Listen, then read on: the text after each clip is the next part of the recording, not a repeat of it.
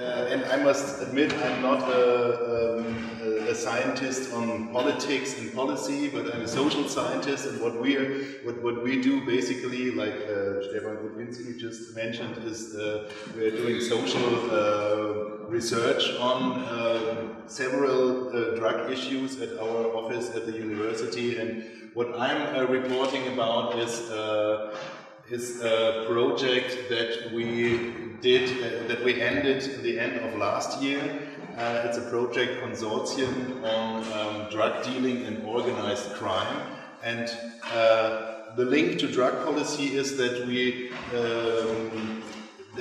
had to write into our application some results, like recommendations for law enforcement, for prevention, and also for policy. And this is the policy-related part of my presentation. So, this project consortium was funded by the German Federal Ministry for Education and Research, and it's part of a program that's called Research for Civil Security. And there are a lot of projects with really, you know, technical solutions for the improvement of civil security in this program, and other things that are more, you know, practically and also directed to law enforcement efforts. But what they always want to have in this program, what I really appreciate, because not only because we are doing this study, is that they want to also have social scientists researching the environment of these issues on civil security. And in this case, there has been a call on security risks that derive from organized crime. And Axel Klein was just talking about what on the global level, what organizations of drug dealers and also violence in drug dealing, which has a big role, for instance, in Mexico or in the heroin trade from Afghanistan. But what we wanted to research is what is the significance of methods and structures of organized crime on the very low level of the market. So we didn't really go deep into the structures of drug dealing, but we were staying at the users level and did several methods to research this level, and also the other side of the issue, like law enforcement efforts and views of law enforcement. Well, we had 4 German partners, mainly from social science, but also from police science.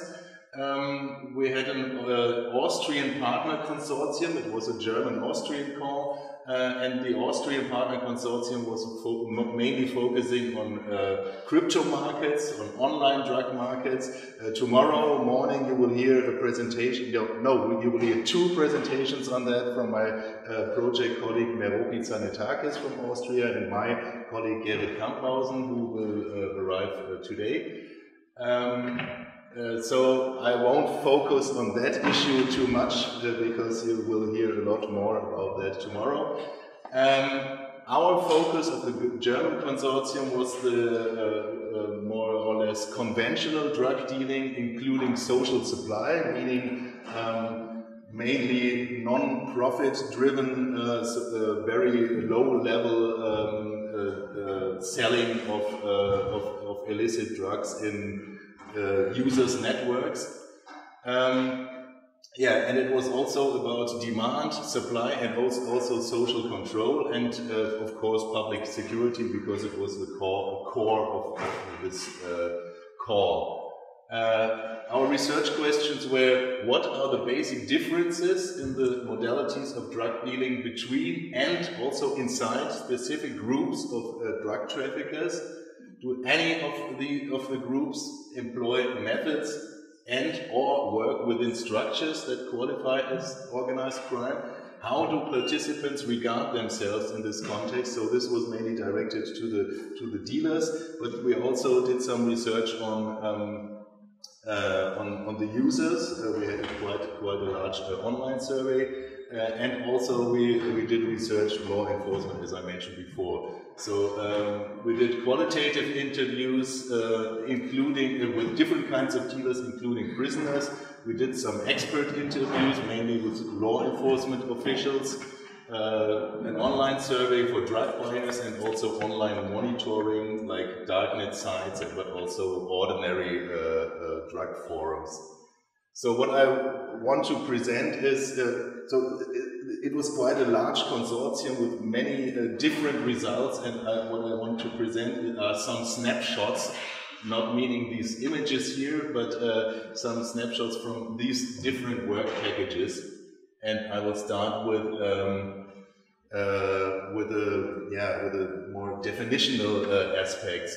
In Germany, we have an official definition of organized crime, which is, in our view, very problematic because it contains several. It's an official definition by law enforcement officials like police and state attorneys. They managed to do such an official definition, which I haven't written in words now here, but it contains several aspects that qualify crime as organized crime, such as commercialness, like you are doing things on a commercial basis, which is not really defined clearly. Violence or threats, or influence on politics and economy, but each one of them can be an indicator for organized crime. So if if the law enforcement officials say this is a commercial drug dealing in which extent, whatever, in their definition it will be organized crime. And when we look at law enforcement data, we see that the drug trade is responsible for around 1/3 of organized crime cases. But on the other hand, the few research that has been done on this issue had shown that drug dealers are much less organized as expected. If there are organized structures, they are rather small and often short-term, meaning people will deal with some people on a monthly basis or for some months or even for 1 or 2 years, and then they can also change to other persons.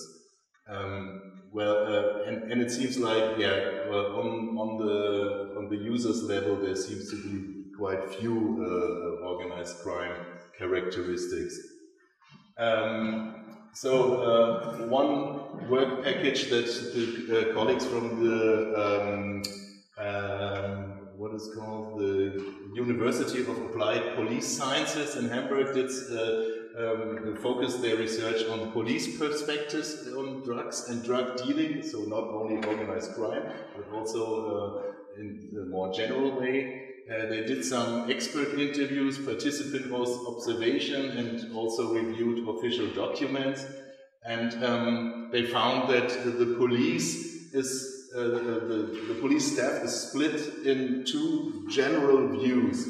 The first one being a critical view on the legality principle, like policing of drug users is not productive or might be even counterproductive when people are criminalized. Some of these officers actually practice strategies that actually violate the legality principle, like if they see someone smoking a joint, they won't prosecute them but go the other way. So this seems to be quite not. I wouldn't say a common practice among German police officers, but there definitely are some who do it that way.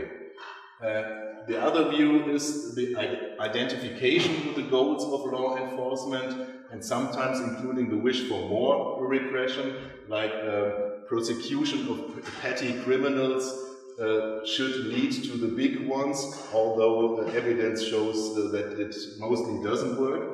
And the police officers also said that they have a steady pressure to find new strategies to handle drug users or drug crimes, mainly because of their limited resources. So they know that they won't ever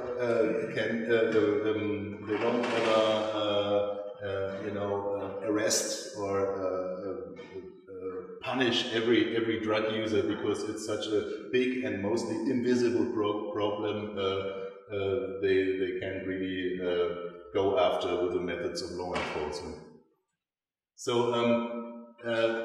this is mainly based on qualitative research, so we can't really say how many police officers there are that have this view or that view, but there definitely are quite many who are already on this side of the political spectrum. Okay, so then there was also some qualitative research done on heroin and cannabis dealing in prisons, and their main findings was that drug use is ubiquitous in prisons. You know, you have drugs in virtually every prison, at least in Germany, I think throughout Europe too. But drugs in prisons are more expensive and more difficult to obtain. They have wild fluctuations in quality. The use of particular drugs depends on availability. So sometimes there's just only cannabis available. Sometimes there are only synthetic cannabinoids available. Sometimes they also have opiates, and so on. For sure, quite naturally, drug dealing can be used as a means of oppression, because they are quite expensive and there are few people who have drugs at one time, and many other people in prison who want to use them. However, intermediaries play a more important role than in drug dealing outside of prisons. So we can say it's a little bit more organized than on the conventional side of the drug trade outside of prisons. And but there were divergent opinions about how prison staff deals with the issue. So there definitely were some of the prison staff who were also more or less looking the other way when they realized that people use drugs. But there definitely also are others who strictly prosecute any offense that comes to their presence. Okay, so this is the thing that was one of our core research methods. Some interviews with conventional drug dealers, and we were distinguishing between three different groups: private dealers, people who are acting in private settings, street cannabis dealers in Frankfurt, and also members from the open drug scene who are users themselves but regularly sell heroin, crack, and other drugs. So we had these three groups compared, and so the main findings that we found out here is that private backgrounds play a large role concerning the motivation for selling drugs, with the socially disadvantaged, which were the majority of the street dealers and the people from the open drug scene. They were more willing to make profit and also to identify as a dealer. So many of these private dealers, for instance, they wouldn't say they are a dealer, although they made a lot of profit with selling drugs. Respondents selling in public were quite experienced in terms of violence and threats, which was on the other hand increasing the conspicuousness of the street market. So they were much more likely to be busted by the police. So we can say that the street dealers and the open drug scene traffickers pay for higher profits, and so they definitely had higher profits than the private dealers, but they pay for that with a greater risk of prosecution, as well as a greater risk of violence, and also and they also had lower trade volume, so they sold less on average than the people who sold in private settings. These phenomena were reinforcing processes of self-labeling as a dealer or as a drug addict or as a dealing drug addict, and also of secondary deviance like violence or also theft and stuff like that.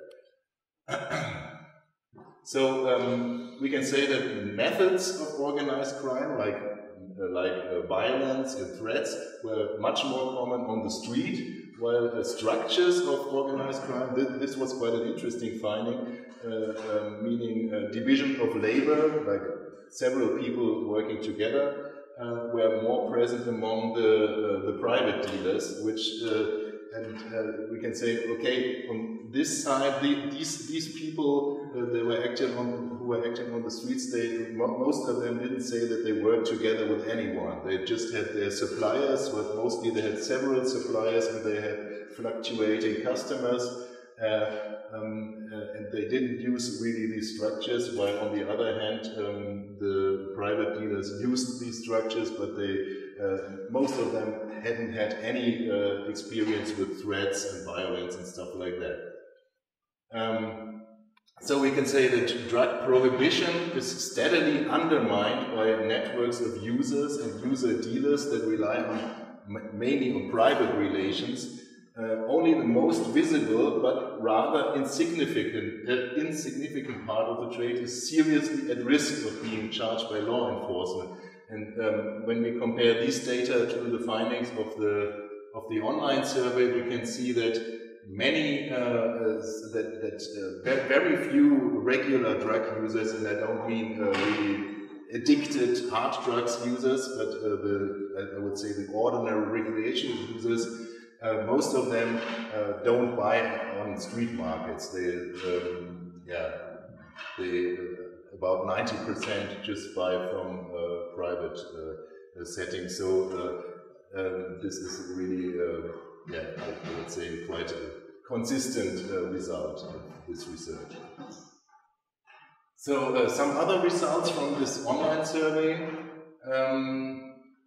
We had almost 3,000 respondents from mostly German-speaking countries. Most of them came from Germany. Some came from Austria, and also a bit more from Switzerland. Most of them were current cannabis users. We had high levels of experience in current use of other drugs, so a highly drug-related group that we interviewed there. And we found out that most respondents buy their drugs from private settings, as I mentioned before, often via social supplies, or even they receive free drugs because they are steadily engaged in a drug-using setting where people just give out drugs as a present, or they share it.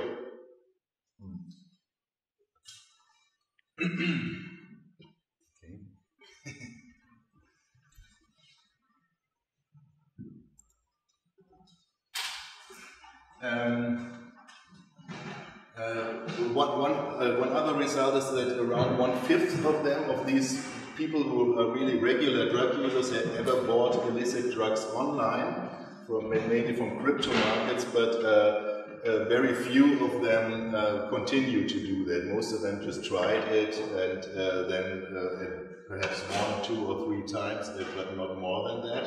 So it seems to be at this point a really small part of the illicit drug market. Most of those who buy it from profit-oriented dealers claim that they are not organized criminals, they do not use violence, etc. And the most frequently reported negative experience in the context of drug dealings are bad quality drugs and fraud when buying drugs. And we had small but substantial percentages who experienced threats or even violence when they were buying drugs. So it doesn't seem to be a very big risk for drug users, but it exists. But much more important is buying bad drugs with adulterants that are harmful and being just scammed by dealers. As I mentioned before, further info on this survey and also as well as other aspects on crypto markets or online drug dealing you will hear tomorrow morning. And so these were some of the results of the projects, and to finish the results of the results, I should say, the recommendations, which are the essential result of the project, I will present now. The first one and we had 4 categories, like politics or policies, police, penal system, and prevention. And when we look at policy, the first aspect, which I already mentioned yesterday in the panel, decriminalization, also with some legal regulations for drugs, but the more important point, or the more important aspect at this point, is to decriminalize drug users, which also applies, in our view, also applies to social supply or culturally shaped forms of distribution. So many of the drug users, of the recreational drug users, don't buy their drugs from profit-oriented dealers, but from people in their environment, in their drug-using network, who don't do any harm to anyone. And so I think it's an important point that these forms of drug trade should also be decriminalized. Then we propose an area-specific opportunity principle in law enforcement, and when we look at police officers, some of them already use this opportunity principle de facto, but not, which is not by law. And then one important aspect that exists in several European countries, but not in Germany already, drug checking or pill testing, which should also be extended to other drugs than where drug checking is usually done in party settings. It should also be extended to cannabis and also to heroin and other so-called hard drugs. And this is mainly based on the result that bad quality and fake drugs are among the most frequent negative experiences when people buy drugs. Then, of course, as always, more research should be funded. I won't go deeper in that point. And we should develop strategies against street-based drug dealing, because even many police officers say it's a fight you can win, and law enforcement pressure only causes more bad quality and displacement of the drug dealers to some other parts of the town. And so, you have an ongoing dilemma also among the people who are responsible for law enforcement. So, coming to recommendations for police, we propose that definitely the organized crime definition should be reworked, because it does not fit the subject. It contains too many ors inside it, commercialness or threats to the customers or whatever. And it also contains a word like substantial significance. Crimes of substantial significance. It's not really clearly defined, so it should be definitely reworked, this definition, so the police can focus on real organized crime. And also the police should focus on higher levels of dealing. at least at this point where dealing is not legal, and law enforcement practices should be realigned in this in this manner.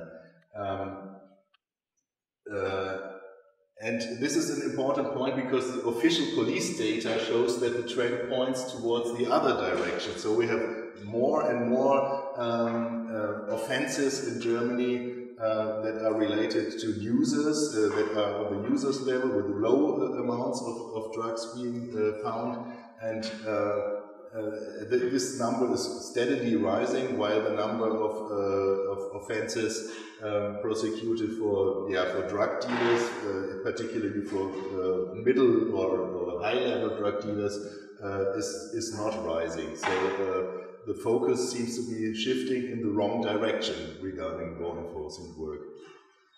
And we also proposed a change of law enforcement terminology.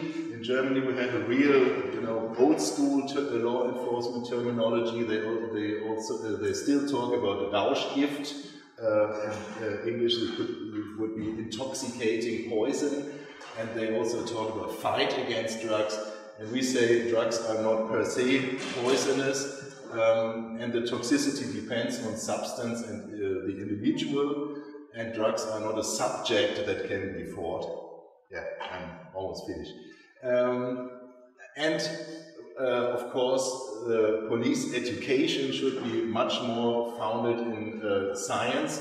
Some of the regions in Germany and some of the academies that are responsible for police already apply some scientific methods and some scientific results, but not everywhere. And this could shift the police education on a different level. Then, regarding the penal system, we should more focus on the reduction of demand and drug-related harms for individuals as outside, but also inside of prisons. And repression is just the worst means to reach this goal. We should extend substitution treatment in prisons. At this point, we have few prisons who use substitution treatment for drug users. We need to have a partial acceptance of drug use, and there was just some proposals like giving the opportunity to have some kinds of legal drugs in prisons, and we also should decriminalize the use of illegal drugs when they are found in prisons. And they should also should have more conceptual approaches instead of just looking the other way, as some of the prison staff does.